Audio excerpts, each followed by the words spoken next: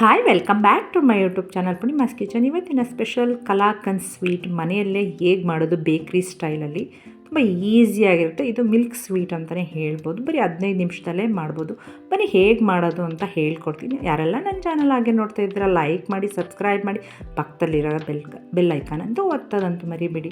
ಅದಕ್ಕೆ ಬೇಕಾಗಿರುವಂಥ ಪದಾರ್ಥ 2 ಬೌಲಾದಷ್ಟು ಮಿಲ್ಕ್ ಪೌಡರನ್ನು ತಗೊಳ್ಳೋಣ. ಮತ್ತು ಒಂದು ಅರ್ಧ ಬೌಲಷ್ಟು ಸಕ್ಕರೆನ ತಗೊಳ್ಳಿ. ಲೆಮನ್ ಜ್ಯೂಸ್ ಒಂದು ಅರ್ಧ ಬೌಲಷ್ಟು, ಮತ್ತು 2 ಏಲಕ್ಕಿ ಮತ್ತು ಕೇಸರಿ ದಳಗಳನ್ನ ತಗೊಳ್ಳೋಣ. ನಂತರ ಸ್ಟವ್ ಹಚ್ಚಿ ಒಂದು ಪ್ಯಾನನ್ನು ಇಡಿ. ಸ್ವಲ್ಪ ದಪ್ಪ ತಳದಂಥ ಪ್ಯಾನನ್ನು ಇಡಿ. 2 ಬೌಲಷ್ಟು ಮಿಲ್ಕ್ ಪೌಡರನ್ನು ಹಾಕಿ. ನೀವು ಹಾಲಲ್ಲಿ ಬೇಕಿದ್ದರೂ ಮಾಡ್ಕೋಬೋದು, ಬಟ್ ಮಿಲ್ಕ್ ಪೌಡರಲ್ಲಿ ಬೇಗ ಆಗೋದೆ, ತುಂಬ ಈಸಿಯಾಗಿರುತ್ತೆ, ಟೇಸ್ಟು ತುಂಬ ಚೆನ್ನಾಗಿರುತ್ತೆ. ಅದಕ್ಕೆ ಒಂದು ಅರ್ಧ ಬೌಲಷ್ಟು ನೀರನ್ನು ಹಾಕಿ ಚೆನ್ನಾಗಿ ಮಿಕ್ಸ್ ಮಾಡಿ ಸ್ವಲ್ಪ ಮೀಡಿಯಮ್ ಫ್ಲೇಮಲ್ಲೇ ಇದನ್ನು ಮಾಡ್ಕೊಳ್ಳಿ. ಈ ಥರ ಬಿಸಿ ಮಾಡೋದ್ರಿಂದ ಗಂಟೇನಾಗಲ್ಲ ನೋಡಿ, ಈ ಥರ ಇರುತ್ತೆ. ಬಿಸಿ ಆದ ನಂತರ ಸ್ವಲ್ಪನೇ ಲೆಮನ್ ಜ್ಯೂಸನ್ನು ಇದಕ್ಕೆ ಆ್ಯಡ್ ಮಾಡೋಣ. ಹಾಲು ಹೊಡಿಬೇಕಲ್ಲ, ಅದಕ್ಕೆ ಸ್ವಲ್ಪನೇ ಮಿಕ್ಸ್ ಮಾಡಿ. ಒಂದೇ ಸಲ ಮಿಕ್ಸ್ ಮಾಡಿದ್ರೆ ಏನಾಗುತ್ತೆ ಅಂದರೆ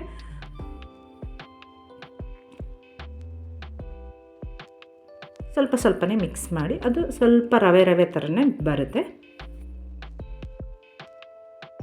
ನೋಡಿ. ಈ ರೀತಿ ಸ್ವಲ್ಪನೇ ಒಡೆಯುತ್ತೆ ಹಾಲು. ಈಗ ಚೆನ್ನಾಗಿ ಕೈ ಆಡ್ತಾನೇ ಇರಿ.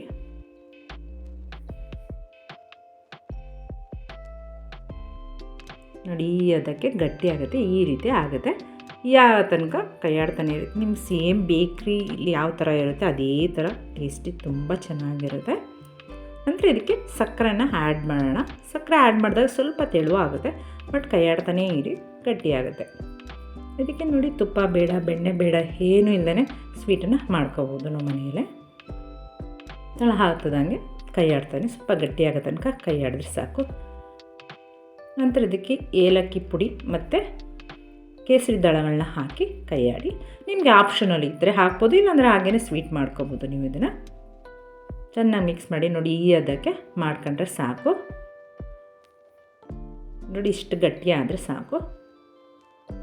ಇದನ್ನು ನಿಮಗೆ ಯಾವ ಮೋಲ್ಡ್ಗೆ ಬೇಕಾದರೂ ಹಾಕೋಬೋದು. ಈ ಥರ ರೌಂಡ್ಗಿದ್ರೂ ಪರವಾಗಿಲ್ಲ, ನಿಮ್ಮ ಸ್ಕ್ವೇರ್ ಟೈಪ್, ನಿಮಗೆ ಸ್ವೀಟ್ ಯಾವ ಆಕೃತಿ ಬೇಕೋ ಆ ಥರ ಮೋಲ್ಡ್ಗೆ ಹಾಕಿ 1, 2 or 3 hours ಇಟ್ಕೊಂಡ್ರೆ ಸಾಕು.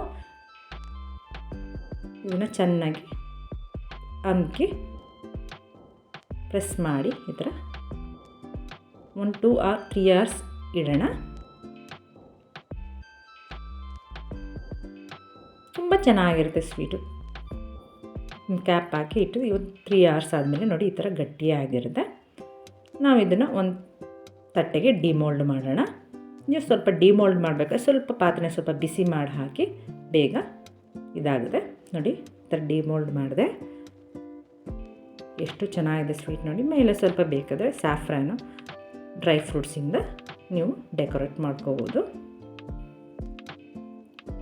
ಇದು ಆಪ್ಷನಲ್, ಬೇಕಿದ್ದರೆ ಮಾಡ್ಕೋಬೋದು, ಇಲ್ಲ ಅಂದರೆ ಇಲ್ಲ. ಇದನ್ನು ನೀವು ಯಾವ ಶೇಪಿಗೆ ಬೇಕಾದರೂ ಕಟ್ ಮಾಡ್ಕೋಬೋದು.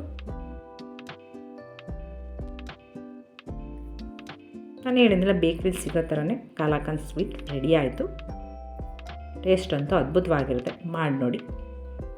ಈಗ ಒಂದು ಚಾಕು ಸಹಾಯದಿಂದ ನಾನು ಹೇಳಿದ್ದೆ, ನಿಮ್ಗೆ ಯಾವ ಶೇಪ್ ಬೇಕೋ ಆ ಶೇಪ್ ಕಟ್ ಮಾಡಿ. ನಾನು ಟ್ರಯಾಂಗಲ್ ಶೇಪ್ ಕಟ್ ಮಾಡ್ತಾಯಿದ್ದೀನಿ ನೋಡಿ. ರುಚಿಯಾದ ಸ್ವೀಟ್ ರೆಡಿ ಆಯಿತು. ಯಾರಿಗೆಲ್ಲ ಈ ವಿಡಿಯೋ ಇಷ್ಟ ಆಯಿತು ಲೈಕ್ ಮಾಡಿ, ಶೇರ್ ಮಾಡಿ, ಕಮೆಂಟ್ ಮಾಡಿ, ಸಬ್ಸ್ಕ್ರೈಬ್ ಆಗೋದಂತೆ ಮರಿಬೇಡಿ. Okay, bye, thanks for watching.